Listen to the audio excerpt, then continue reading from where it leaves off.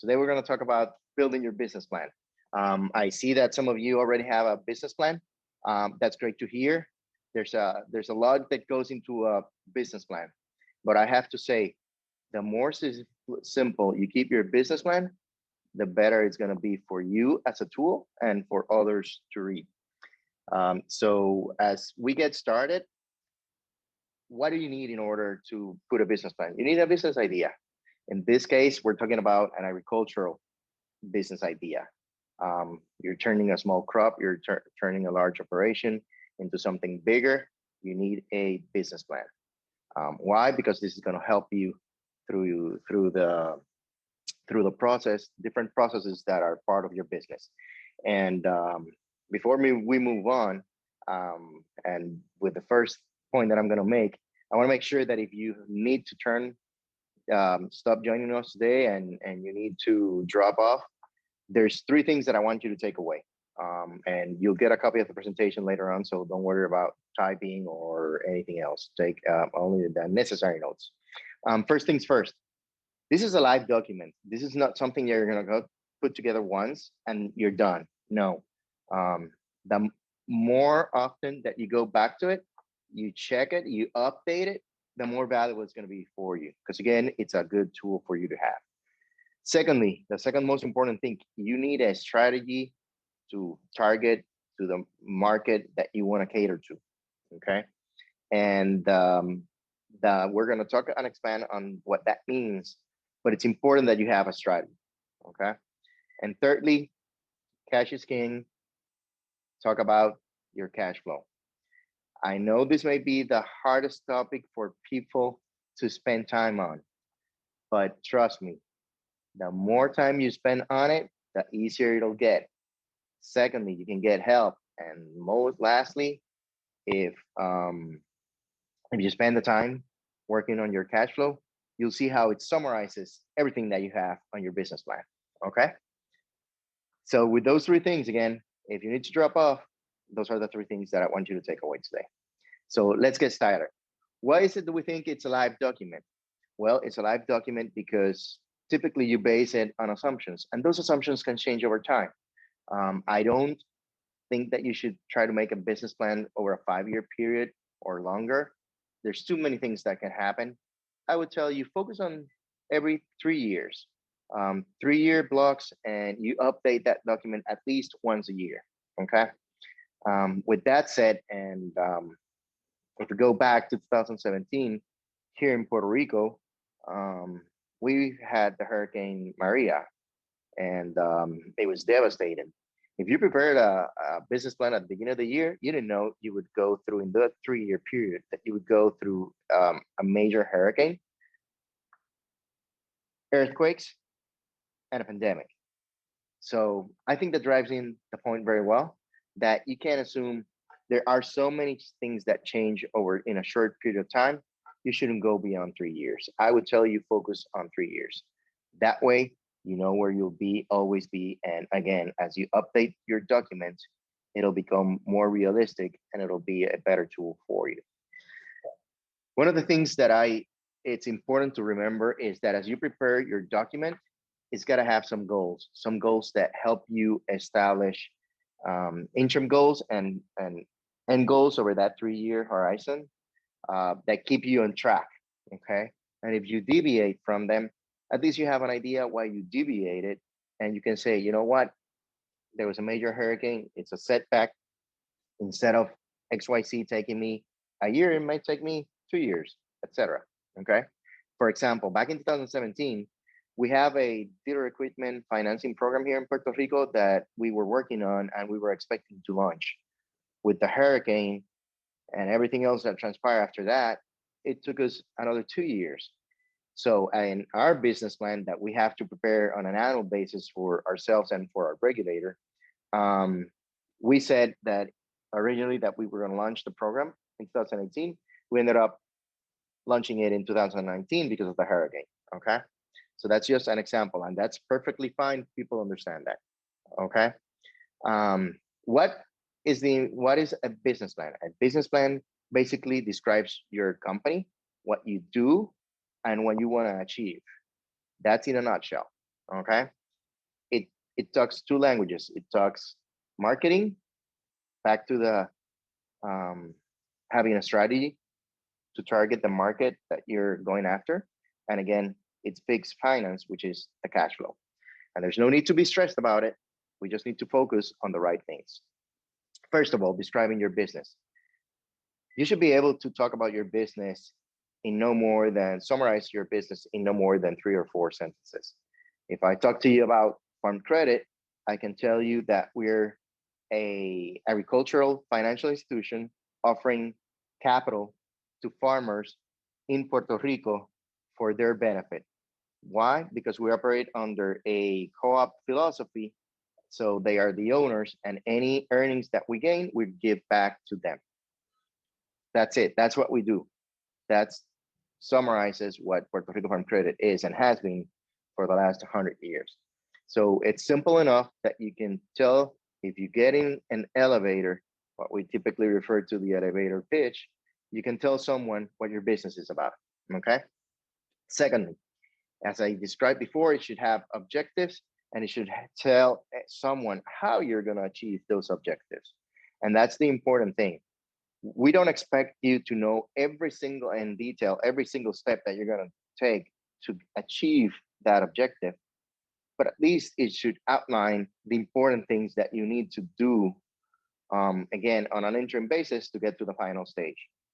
Going back to the Farm Credit Express example, we had there's programming that needs to go into the systems.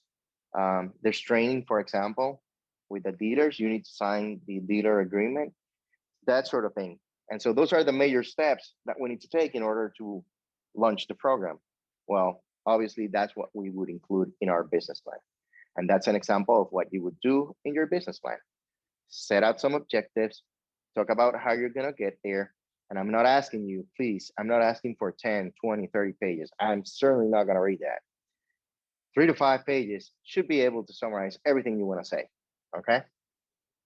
So the business plan describes your company, its goals, and how you're going to achieve them. Why is it important? Because it helps you, again, talk about your business with third parties, whether you're talking to external investors, whether you're talking to World Central Kitchen or another institution to whom you want to apply for a grant, then it helps you, again, tell them what's your business about. And at what point in your business cycle you're in. Is it a startup? Have you been operating for a couple of years, or is it a long-standing business? Okay, and you're just trying to grow it or make it more resilient, be more efficient, etc. Okay, so that's the importance of the business plan. It helps you talk to third parties. With all that said, let's get into the nitty-gritty. How do you describe your business? What do you need to tell someone? And again, yes, you see these 6 points here. You can summarize all this in half a page. Your business name, what is the brand that you're going to operate with, if you're going to have a brand. Okay. Short description of the product or service. In this case, if you're producing tomatoes, hey, you're a tomato operation. If you're producing bananas, any particular fruit, vegetable, which, by the way, if you want to tell us what you do, that'd be great. If you raise beef cattle, if you raise in the swine business, if you are raising any other type of livestock, then that's the product or service. Okay.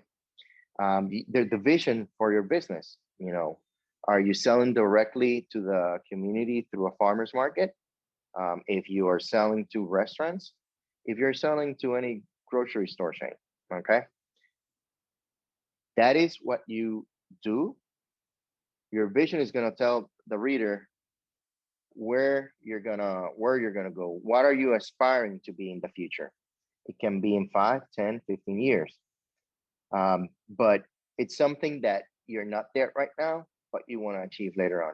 As an example, we set a vision 10 years ago when I joined Farm Credit, Puerto Rico Farm Credit, that we wanted to be the leading financial ag institution on the island.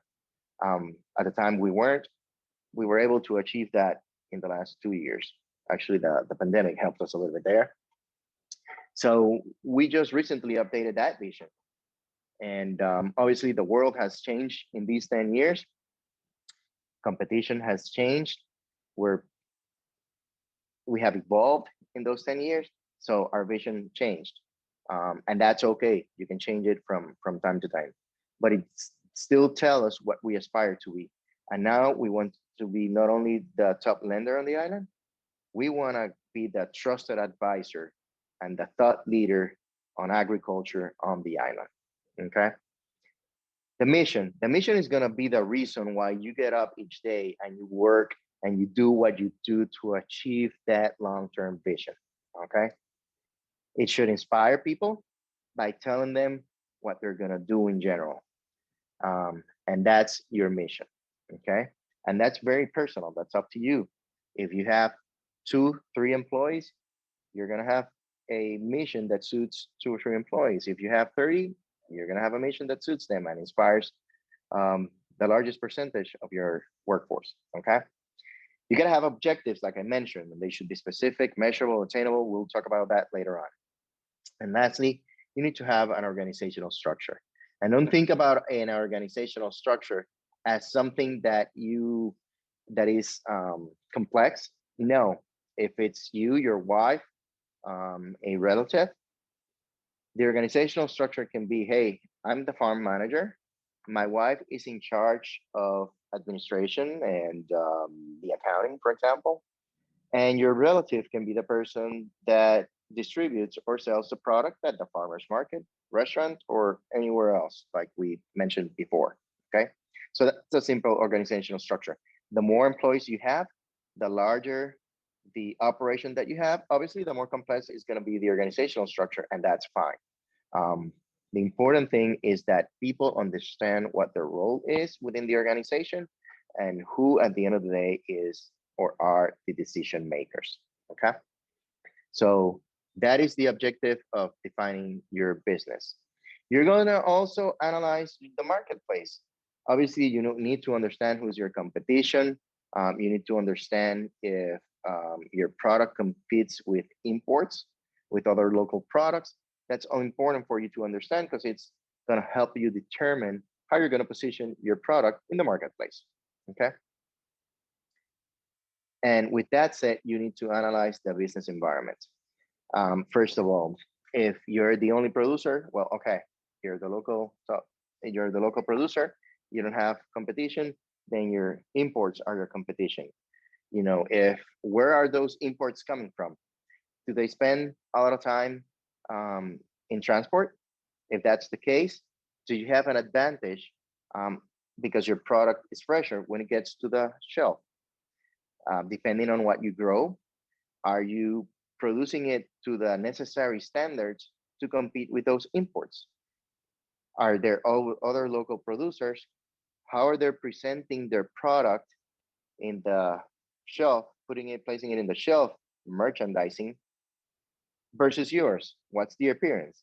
As we all know, most consumers like to buy their fruits, their vegetables based on appearance.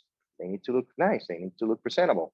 So the better you present your product, it should be able to do better once it gets to the shelf. Obviously, if you sell your product to a restaurant, well, then appearance may not be as important because obviously the restaurant is going to receive it, they're going to cook it, they're going to prepare it for you. And once the consumer, the end consumer gets it on the table, it looks completely different than what it looked like when it arrived at the restaurant. Okay. So it's important that you understand your competition, and it's important that you understand how to place your product in the marketplace. Okay. And that's based on a couple of things. One, understanding the demographics. If you go to the restaurant, if you go to the grocery store, you need to understand who are the typical buyers that go to the store to make the purchase. Let's say you grow bananas and you go to the grocery store. You can just stand next to the banana stand and look at the people who come in, and you can tell whether female, they're male, they're older age, they're younger, combination of both. And you can see them go through the bananas and pick their bananas.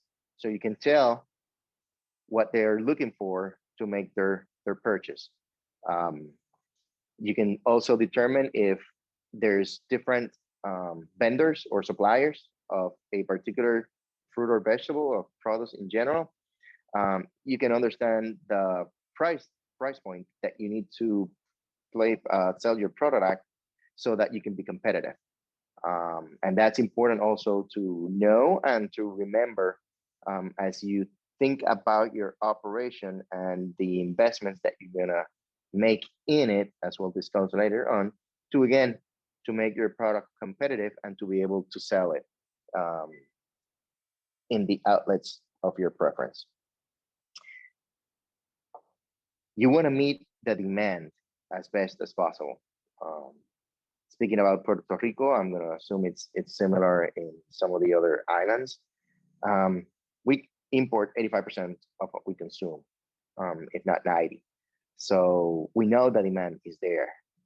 A lot of our farmers spend time, like I said, evaluating and determining what's the price point at which they can compete with the products that are imported. And based on that, they'll try to establish their profitability. They determine their cost structure so that they can be profitable and their operation can be viable. Obviously, you all need to live out of your business. It also tells them, you know what? Besides banana, I can also grow plantains. I can also grow other vegetables, other fruits, so that I'm able to offer that grocery store a diversified product base. And trust me, most grocery stores would prefer to do business with one or two suppliers instead of having to deal with 50 farmers. Okay.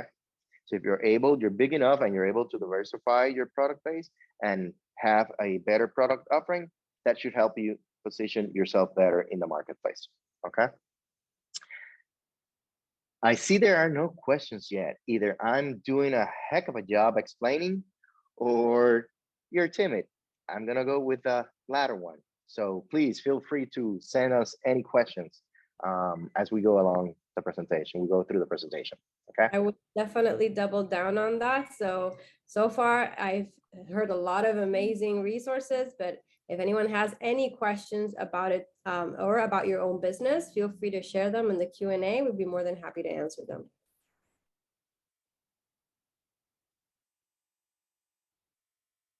Moving on, the market segment. We talked about this already, a little bit already, but keep in mind that if you sell to different segments, and by segments, we mean particular consumers or particular businesses. Again, if you go to a restaurant, if you go to a farmer's market, if you go to a grocery store, if you're going to export your product, you need to understand the specifics of that outlet in order to place your product correctly and be able to sell it. Okay. So you need to spend the time analyzing that part of the industry as well. And we're not saying you need huge time on this, but at least understand the basics. When I came into farm credit, obviously I did not know as much about the food supply chain in Puerto Rico as I do 10 years after the fact, because obviously over that time period, I've invested my time to learning about the food supply chain. So I know how imports work. I know how long it takes for them. So if someone wants to compete with a fresh product, I can tell them, that product comes typically from California, Florida, wherever they come from. They'll spend on average 1 to 2 weeks. So what happens to your fruit or vegetable during that 1 2 week period? With pineapples, they come from Costa Rica a lot. They spend those 2 weeks, even though it's right there. It goes to Jacksonville, then comes down. It spends 2 weeks at sea. Those 2 additional weeks that the locally produced pineapple spends on the ground, it creates all the sugars that we love from the pineapple. So even though scientifically speaking, it's the same seed and the same pineapple, it tastes completely different because you harvest that one in Costa Rica sooner than you do the one locally produced in Puerto Rico. So it's definitely an advantage, and consumers can tell the difference when they are at the on the grocery store shelf. Okay, so definitely an example of how you can have an advantage against imports, and it's easy for consumers to differentiate between the two products. One is greener, the other one's yellower. They can tell the difference between the others. And because it's easy for the consumer to tell the difference, in many instances, they'll be willing to pay that 50 cents extra, that $1 extra for the pineapple that is locally produced. So you got to think about that as you think about your product.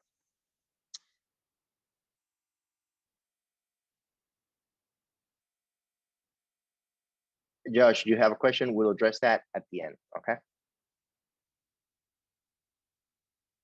Continuing our discussion, how do you create a competitive advantage? Again, I talked a little bit about this.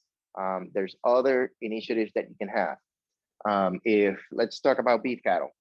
If you import a significant portion of the beef that's important on your islands, just like in Puerto Rico, either comes from the United States or other places in the Americas, Central or Latin America.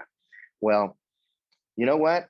A lot of the beef cattle that's raised in Puerto Rico, or all of it, is grass-fed. But few people actually spend the time to advertise that the locally produced beef is grass-fed. And there's this small company on the southwestern side of the island that really started doing a good job at the end, like 3-4 years ago. Not a huge operation. We're talking, at the time, it was less than 100 cow herd. I think they're over 500 now. They've been able to grow because how they position their product in the marketplace. By advertising that it was grass-fed, they ship their steaks through the mail. You can get them overnight within the island to the States as well through FedEx and the likes. You can, and they have their own place in San Juan to sell the beef cattle. They do the primal cuts, they do the filet mignons, they do all those cuts, they vacuum seal them, and they sell them locally, okay? And they've been able to do very well because they've cut out the middleman. They have partnered up with a slaughterhouse in the southwestern part of the island. They then moved the carcass to another area on the island where they do the cutting and the packing, and then they sell it in San Juan, where their consumers are, their target audiences. And if we go back a couple of slides when we talked about the target market, their target market is in San Juan, where people are willing to pay for that grass-fed steak that is leaner than the usual steaks that you get from that's important, even though, and both of them are going to be of top and high quality. Okay, so that's another example of how positioning, marketing your product, having that go-to market strategy will help you differentiate yourself and gain a competitive advantage. We've talked about a little bit about competitors as well, whether they're local, imports, etc. What I want to highlight here is that you need to think and consider about indirect competition. If you produce banana, or you produce pineapple, you produce any other type of fruit, breadfruit, passion fruit, etc., people can substitute your good for other. They can eat banana, or they can eat pineapple. They can eat guavas. They can eat any other sort of fruit, mangoes, and you need to understand how to compete against those and other types of foods. Particularly, if you're in the business of trying to differentiate yourself, like we were saying before, you need to understand what to highlight. If you're catering moms with young kids, obviously you're going to tell that mom that this has natural sugars in that package versus, you know, eating cookies or eating some candy that tastes like mango or banana that potentially has a lot of sugars. If you're in the farmer's market, same thing applies. If you have a better looking product, you can use that to your advantage. If you're organic versus non-organic, then you need to understand what are the difference in both of those, in the both of the farming techniques, so that obviously you can tell someone, hey, you know, this is high quality even though it's not organic, or if you're organic, hey, this is the main differentiator from non-organic products. So you need to understand your indirect competition. And with importation in particular, you need to understand how it works so that you can continuously supply the marketplace. Market strategies. Again, we've touched on this a little bit, and I'm going to use the mango example here in Puerto Rico. Mango producers in Puerto Rico, their number one target market is Europe. They don't sell tons of mangoes there, about 25 to 30% of their production. But most importantly, it's the top revenue generator because they pay the highest price. So why only 25, 30% of their production goes to Europe? Because those are the grade A top quality mangoes that have the perfect size, perfect weight, perfect color to be sold in Europe. Otherwise, they don't meet the standard and they need to find another outlet. They sell another, I would say 45, 50% in Puerto Rico. That one may have just as good size, weight, but it may have some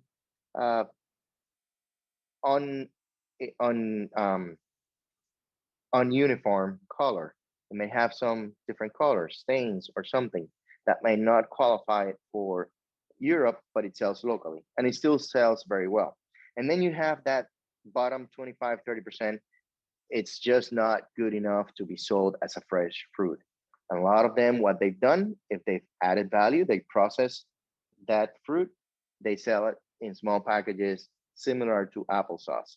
And with that, they make profit out of something that otherwise would probably be lost because they're not able to sell it as a fresh fruit.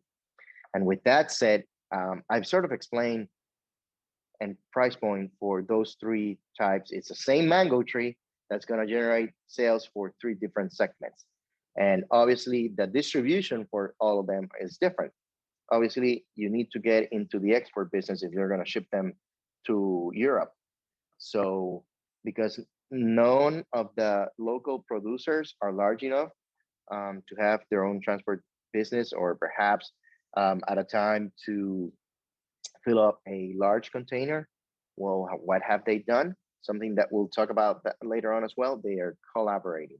And with that collaborating, they take the advantage of their of the shipping rates, which are really high right now, and they generate efficiencies for all of them. And obviously with the last product, by manufacturing and processing the mango, they're able to reach another market. And there, some of them sell to the local school cafeteria system, or into the general marketplace. So again, you gotta find what's your price point. You gotta understand the competition, and then you're gonna determine how you're gonna compete. Okay, and this is again the market strategies. This is the summary that collects the marketing language that I alluded to early on in the presentation, and my number two big takeaway for the day. Okay. If you're going to produce, like I said, you need to outline what are the specifics of producing and adding value to that product that you're growing or that you're growing, whether it's a fruit or, again, if you're in livestock, how are you going to process that animal so that you present it in the way that you want to present it to your target audience. Okay. Certainly, I'm no expert, for example, in processing pork. You take it to the slaughterhouse, but then how do you process it? That's going to be different than perhaps, it's similar, but a little bit different than beef cattle or other animals. So you got to tell me, for example, and I have this fresh in my memory because we've been talking to a customer here. They want to do the primal cuts for porks here on the island. So we did a walkthrough of how their processing plan will look like. It's not big. We're talking about 5,000 square feet. But obviously, they've given some thought to the design. And you got to be able to explain that to another person. So again, these are the type of things that you would include in your business plan. You don't have to go necessarily into a lot of details, but at least you're telling me that you're thinking the right way about your business. And I know that you're thinking about your business in the right way. You need to go through economic analysis. And obviously, the bigger your operation, the more time you're going to spend here.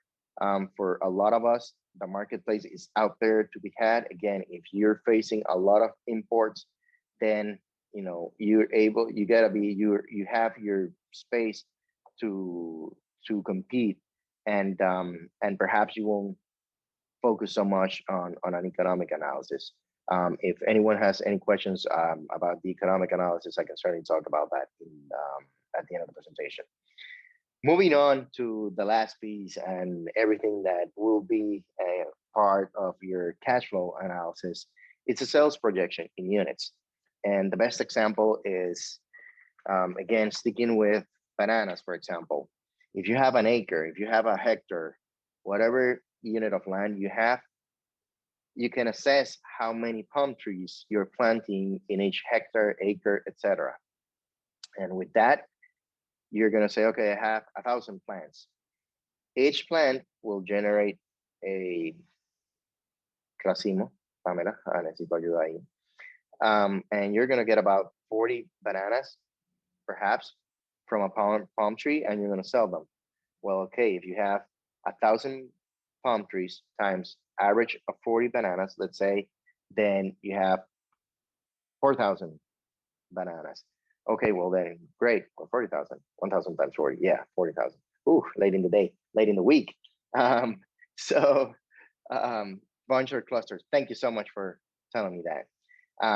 So again, if that tells you how many bananas you can sell per acre, per hectare, per whatever measure of land you have, and you are going to be able to make your sales projection. Because what is the one thing that you're missing? If you have 40,000 bananas, what's the price? And how can you get that? You can go to the grocery store. You can do the diligence. If you can talk to the management at the grocery store, in the restaurant, in the farmer's market, you sell them directly to people, and you can determine what's the average price.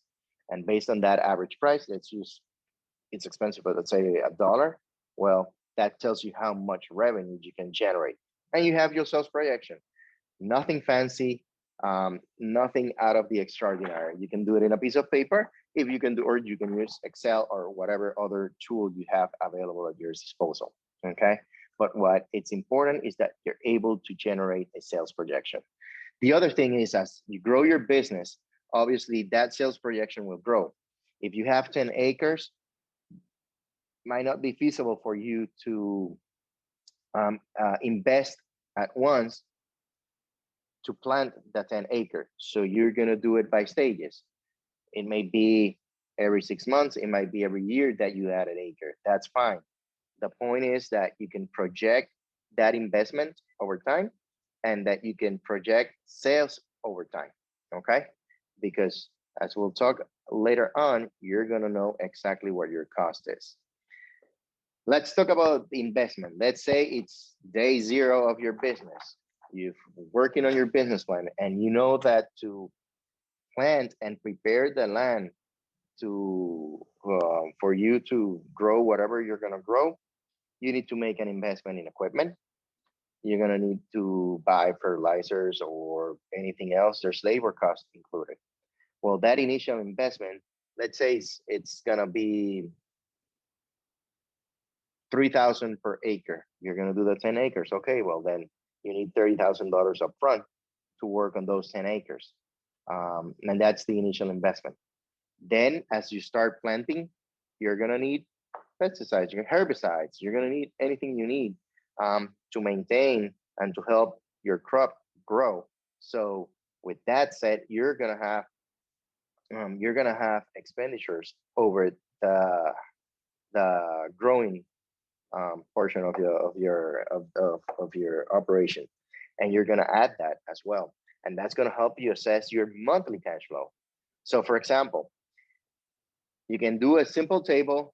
On top, you'll have each month, you'll have these expenses that are outlined on the right hand column of the table that you see, working capital, their working capital, and you're going to have all that. You're going to pay labor on a monthly basis. So you just write down how much you pay in labor each month. If you're renting your farm, you know how much rent you have to pay. So you have the expense on a monthly basis. Utilities, if you pay utilities, you know what those are more or less. So you write down on a monthly basis what that is. And going back at the beginning of the presentation, what did I say you needed? You needed discipline. Save those receipts. Make sure you have someone that's inputting this information into an Excel spreadsheet or piece of paper, whatever it is that you need to use in order to keep track of your cash flow. So we have the 30,000 at the beginning. Let's say you have an additional 500 per acre for the harvesting, for the growing period. Let's say it takes a year. So for those 12 months, you're going to have 500 times 10 acres. You're going to have 5,000. At the end of the year, you're going to have $60,000 in investment plus the 30,000 upfront. And let's say you sell everything for 150,000 at you when you harvest it on month 12, and you sell it in the marketplace, and you generate $150,000 in sales because you projected it, how as we talked about a little bit a few minutes ago, then you know you made a profit of 60,000, and it wasn't a big deal. You know, you just were just disciplined, and you kept track of your expenditures. You knew what you invested up front. You knew what you had to invest on a monthly basis, and obviously you knew what you were going to sell it at.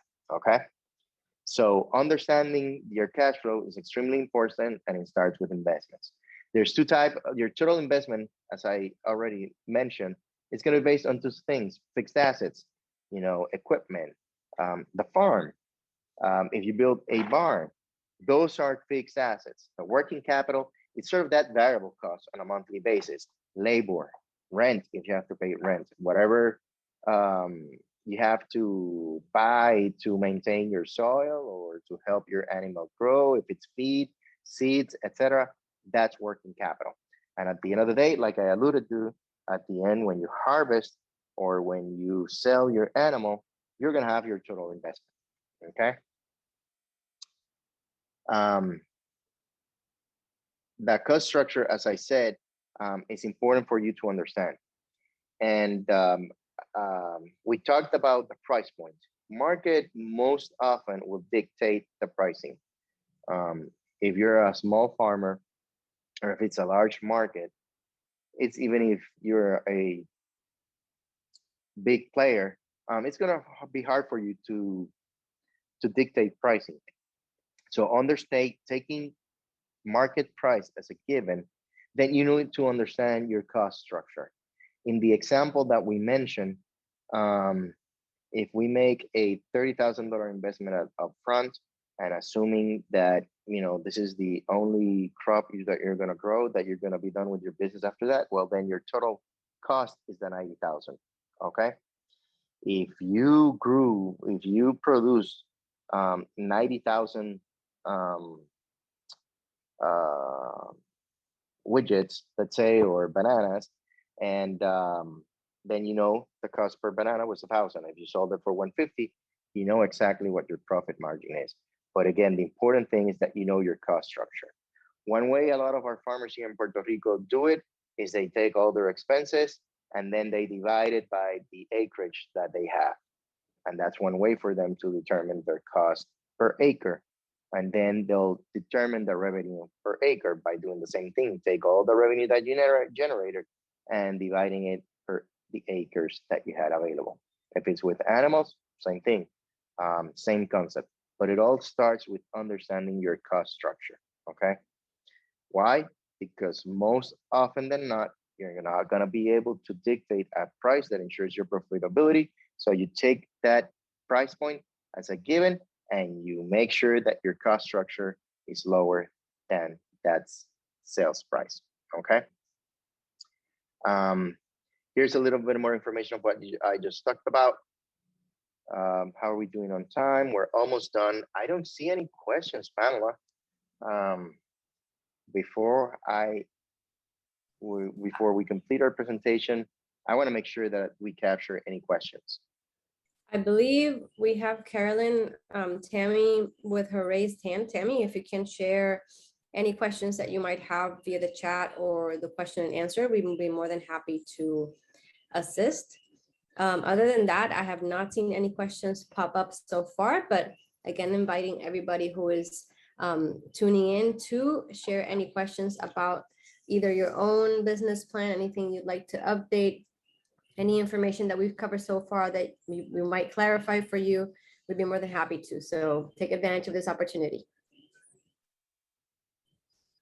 Okay, great. Then again, as I alluded to, this is just the formula for the pricing structure that I just discussed. You have your sales price, you have your total cost and your profit. Obviously, if you take your sales price and you subtract the total unit cost, you're gonna have your profit. So again, you can play with that formula, move it around, and that's gonna tell you what the profitability of your product is. Determining your total unit cost, I already discussed this. Variable cost is what you do on a monthly basis. That's usually going to be tied to your working capital, to that labor cost, to seed cost, etc. Fixed costs tend to be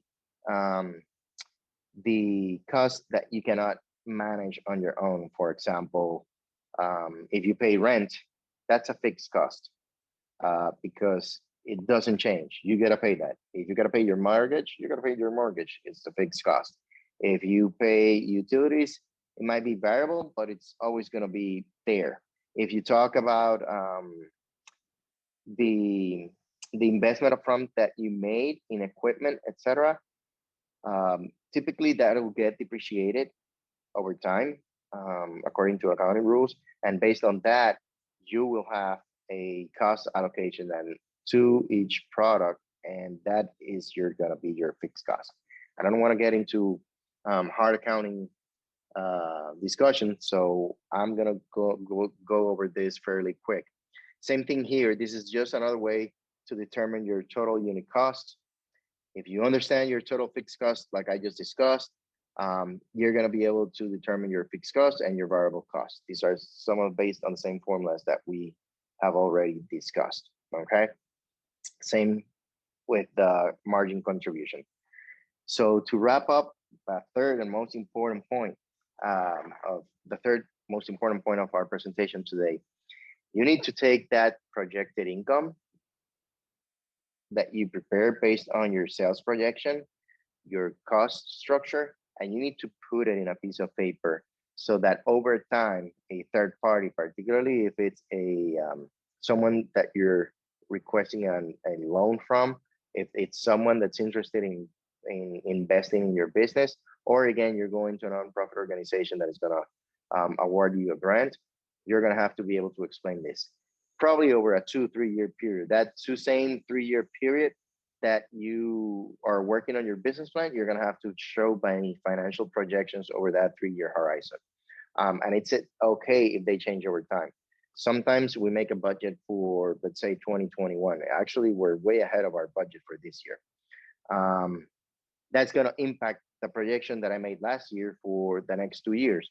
So as I build my budget for 2022, I compare with what I had last year. And I also think about the things for the future. I prepare again my 3-year budget. And I share with my board, I share with our regulator, what is the variance against the income and the projection that I'm making now for 22 versus what I made plan for 2022 last year. Okay. Transfer the investment plan information. Again, just detail out what you need. Just like we had in this slide here with the, whoops, what did I do?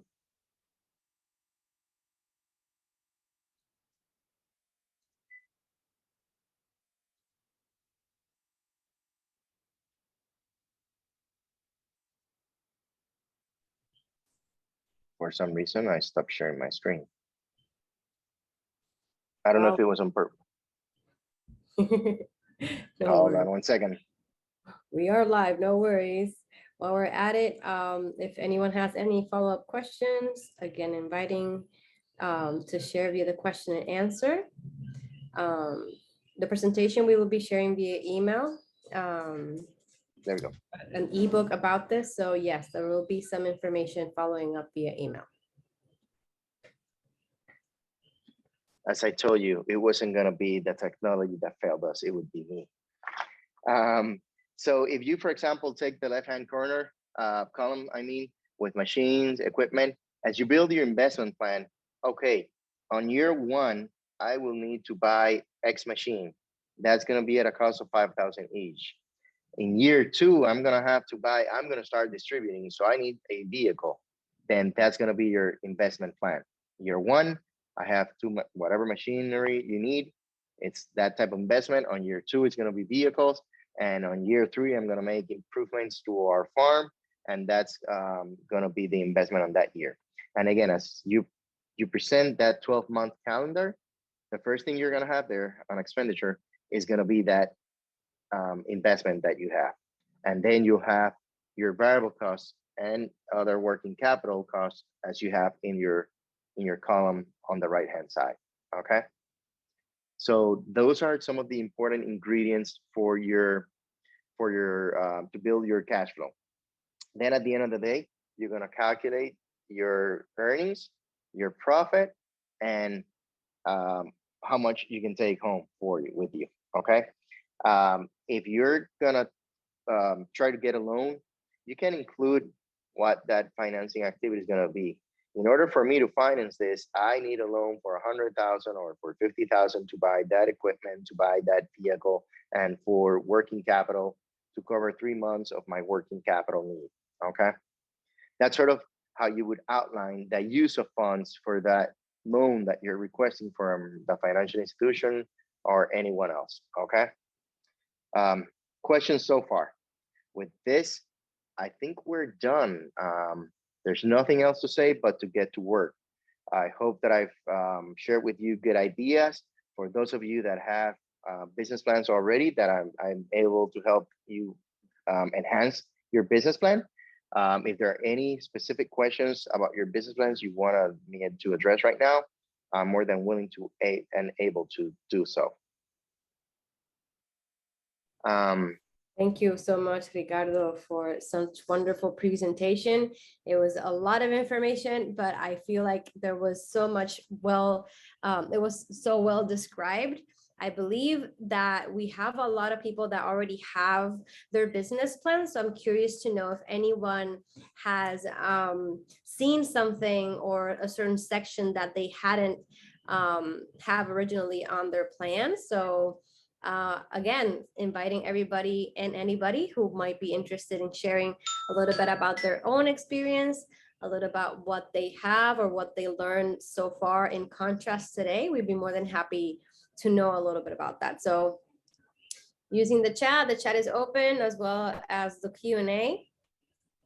Whoever would like to share a little bit of their insight. We have a little comment that says, this is great information. Thank you so much, Carolyn. Anyone else that might be interested, you can do so via the chat, via the Q&A. So I know that there's still a great group, very insightful. Thank you, Heather. Thank you, appreciate it. There's a lot of great resources out there on business plan. We will be sharing some follow-up information with you as well, so you can have a direct reference. And again, hoping that you, if you haven't gotten started with your business plan, we encourage you to use this as an inspiration.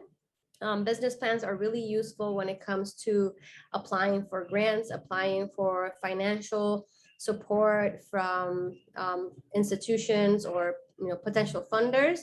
So having that business plan in place, even if you already have a business fully running, it's never a bad time to sit down and write it down. So I thank Ricardo for giving us a lot of great details on how to put together an appropriate business plan. I don't know, Ricardo, if you have any closing remarks or anything else that you'd like to share with the group. No, just the 3 things that I mentioned. It's a live document. You got to have your market strategy and you got to have your cash flow. I think if you focus on those things, you'll be very successful with your business plan. You'll have the right discipline to approach your business and you'll be successful overall.